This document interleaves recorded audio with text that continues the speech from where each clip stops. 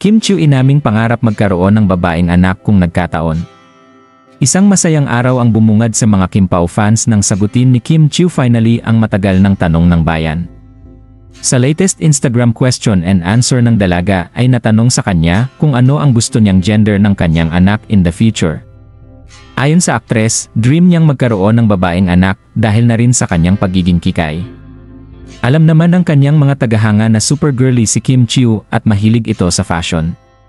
Paglalahad pa ng aktres, gusto niyang mag-play ng dress up at makeup session pag nagkataon. Isa nga itong magandang balita sa mga matagal nang humahanga sa aktres. Ngayon lang kasi siya naging vocal sa mga ganitong bagay. Nang dumating si Paulo Avellino sa kanyang buhay ay mukhang nag-iba ang ihip ng hangin at mas naging closer silang dalawa. Ayon pa sa mga fans, dream din ni Paulo Avellino na magkaroon ng little girl kasi mayroon na siyang lalaki na anak. Kaya naman, sobrang bagay talaga ng combination nilang dalawa na siya namang tunay na nagmamahalan. Samantala, sa ngayon ay focus muna daw sila sa mga pending projects nila ni Paulo Avellino at gusto nilang matupad ang mga movie at teleserye na pinangako nila sa fans. Gusto kasi nilang maging masaya din ang mga fans at mas bigyan pa ng panasin muna ang mga karera nila as of the moment.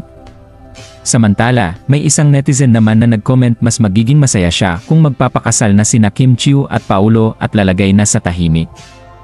Bilang isang fan di umano ay wala nang masasaya pa kung makita mo na nagkatuluyan ang iyong mga taong sinusuportahan.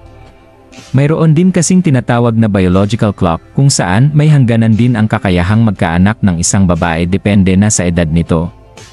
Ngunit hindi naman ang mga fans o malapit na tao ang magdedesisyon nito kundi si Kim Chiu lang. Kaya naman, suportahan na lang natin ang kanilang mga future plans. Anong masasabi mo sa balitang ito? Maraming salamat sa panonood.